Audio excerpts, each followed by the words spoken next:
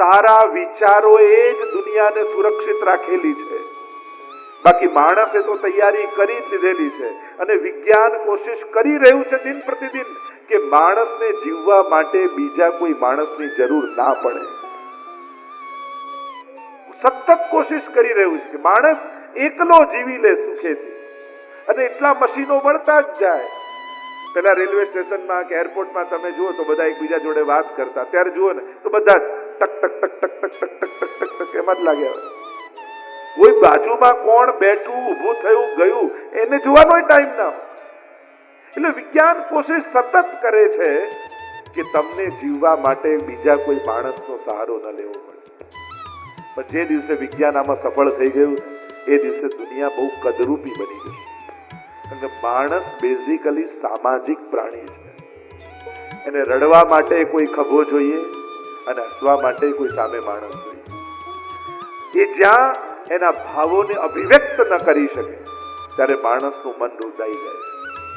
માણસને માણસની જરૂર પડતી રહે એ સમાજના સ્વાસ્થ્ય માટે બહુ જ જરૂરી છે. અને એટલા માટે સદવિચારો માટે સદગ્રંથોની જરૂર છે. ઉત્તમ વિચારોથી માણસ સમૃદ્ધ રહે એ બહુ જ જરૂરી છે. અને એટલા માટે જીવનમાં બધું કરો, બધું બરાબર, પણ વર્ષે એકવાર સત્સંગ પણ સાંભળો કે જેનાથી આપણું મન ઉત્તમ વિચારોથી સમૃદ્ધ બનેલું છે. કારણ કે સમર્થ માણસ રહ્યો, સ્વસ્થ રહ્યો. તમે સાજો કરવા માટે માણસને હોસ્પિટલો બાંધ્યા કરો, પણ એવું કરો ને કે માણસ બીમાર ઓછો પડે. એવું ન કરી શકાય. આપણે ઘરડા ઘર બાંધીએ, બરાબર છે કે મા બાપને કાઢી મૂકે તો ત્યાં રાખીએ, પણ સ્વસ્થતા શેમાં છે કે યુવાનોને એવા સંસ્કાર આપીએ કે મા બાપને ઘરેથી કાઢે જ નહીં. આ બધાય વસ્તુની સમાજમાં જેટલી ઓછામાં ઓછી જરૂરિયાત ઊભી થાય ને એને જ સ્વસ્થ સમાજ કહેવાય. જેટલા આ વધારે ડિમાન્ડ આવે, જેટલું હોસ્પિટલ, જેટલું પોલીસ સ્ટેશન, જેટલું કોર્ટ, જેટલા અનાથાલય, જેટલા વૃદ્ધાશ્રમ, આની જેટલી વધારે જરૂરિયાત ઊભી થાય ને એટલો એ અસ્વસ્થ સમાજ કહેવાય, એટલો એ બીમાર સમાજ કહેવાય. સ્વાસ્થ્ય કેવલ શરીરનું જ નથી હોતું, સ્વાસ્થ્ય વિચારનું પણ હોય.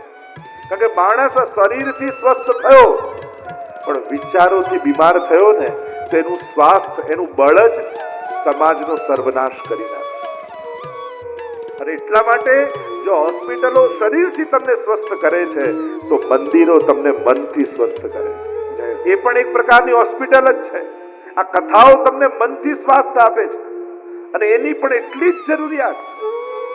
એટલે મૂળ વાત જે હું કરું છું, શિક્ષાપત્રની જેટલી ગોપેશ્વરજીની જરૂરત નહોતી એટલી અહીં બેસેલા આપણને બધાને વધારે જરૂરિયાત.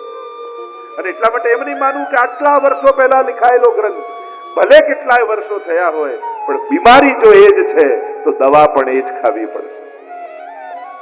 આજે પણ એ જ બીમારી જો આપણને લાગુ પડેલી છે તો એ જ દવા કામ કરશે. તો અહીંયા શ્રી ગોપેશ્વરજી એ શિક્ષાપત્ર લખ્યું, જ્યારે એના પર ટીકા લખી અને હરિરાયજી શિક્ષાપત્ર 41 શિક્ષાપત્રો આપે. 41 નો પણ આપણો આંકડો વિશેષ રૂપે, એની પણ ચર્ચા ઘણા રૂપે કહેવામાં આવે. કારણ કે મર્યાદા માર્ગમાં 40 છે અને પુષ્ટિ માર્ગમાં 41 છે. આપણે ત્યાં 41 પદ યમુનાજીના, 41 પત્રો શિક્ષાપત્રના, એવી 41 ની પણ ઘણી ચર્ચા આપણે ત્યાં આચાર્યોએ, ભગવદીઓએ, વિદ્વાનોએ કરી. 41 કેમ?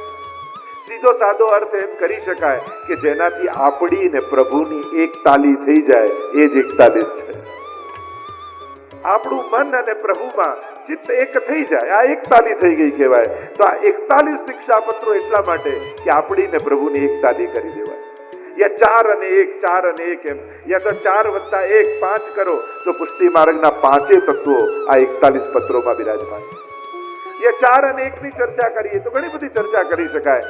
ચારે પુરુષાર્થ જે વૈષ્ણવના છે ભક્તિના, એ ચારે પુરુષાર્થ ધર્મ, અર્થ, કામ અને મોક્ષ વૈષ્ણવના છે. એ જો કોઈ એકથી સિદ્ધ થતા હોય તો એ શિક્ષાપત્ર 41. યા પ્રેમની ચારે, પ્રેમ, આસક્તિ, વ્યસન અને તન્મયતા, આ ચારે જે એકથી સિદ્ધ થતા હોય તો આ 41 શિક્ષાપત્રો છે.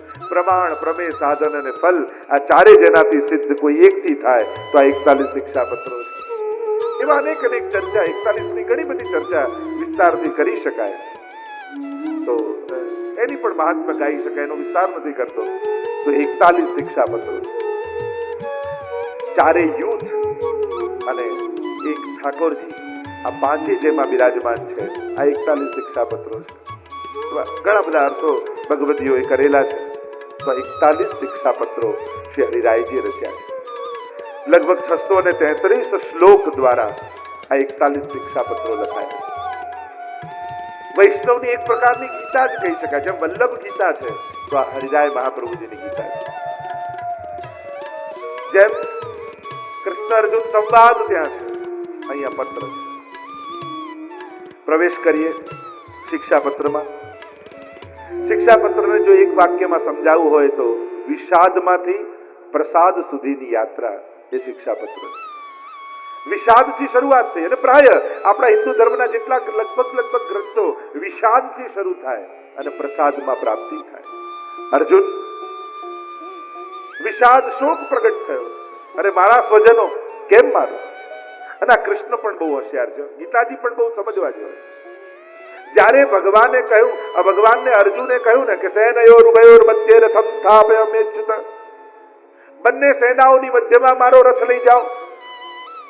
ભગવાન ઈચ્છે તો એવી જગ્યાએ ઉભો રાખત કે જ્યાંથી દુશાસન, દુર્યોધન ને આ બધા દેખાત અને અર્જુનને લડવાની વધારે પ્રબળ ઈચ્છા જાગી જાય. હમણાં મારી નાખવું એમ થઈ જાય.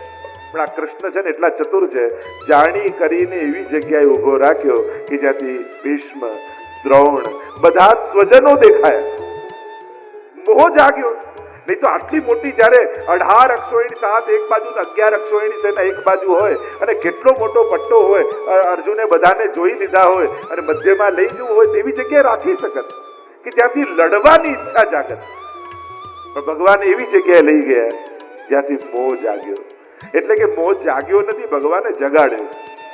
કેમ કે પ્રભુને થયું કે આ મોહનો કાંટો કાઢી નાખીશ ને પછી મારશે ને તોય પાપ નહીં લાગે, પછી એનાથી મોટું બીજું કોઈ પુણ્ય નહીં થાય. તુરંત સ્વજનો દેખાયા. અરે આમને મારવાના છે, આમને કેમ મારું? ના ના, આમને ન મરાય. આમને મારીને ભૂમિ ભોગવીને શું કરી? મોહ જાગૃતિ થઈ, સંશય જાગ્યો. ઉત્તમ વાત એ હતી, જો શંકા જાગવી ખરાબ નથી. ખરાબ ક્યાં આવી જાય છે? શંકા કોઈ ગલત વ્યક્તિ આગળ પ્રસ્તુત કરવી એ સૌથી ખતરનાક છે. અત્યારે સમાજમાં તકલીફ શંકા અને જિજ્ઞાસાની નથી. જિજ્ઞાસા તો જાગવી જ જોઈએ, શંકા તો જાગવી જ જોઈએ. પણ આપણા બધાનો પ્રોબ્લેમ એ છે કે એવા વ્યક્તિ જઈને પૂછીએ છે કે જેને પોતાને ખબર નથી હોતી અને એ જવાબ ના આપી શકે એટલે આપણને એમ થાય જો હું સાચો છું ને આ બધું તો ખોટું છે. ગલત વ્યક્તિ આગળ સંશય પ્રગટ કરવો એ ખતરનાક છે. કારણ હવે વિચાર કરો, અર્જુનને મોહ જાગ્યો, શંકા જાગી, એ સમાધાન લેવા માટે ધૃતરાષ્ટ્ર પાસે ગયો હોત તો કેવી ગીતા મળત આપણને કે આ લડું કે નહીં? તો ધૃતરાષ્ટ્ર શું જવાબ આપે? લડાતું હશે, ચલ ઘર ભેગો થઈ જાય. આ મરાતા હશે કોઈને, હવે પૃથ્વી લઈને ભૂમિ લઈને શું કરવાનું આપી દે બધાને, આપણે બંને ઘરે બેસી જઈએ. ધૃતરાષ્ટ્ર આમ જ કે એમાં અર્જુનનું કલ્યાણ થાત. અર્જુને સૌથી ઉત્તમ કાર્ય શું કર્યું?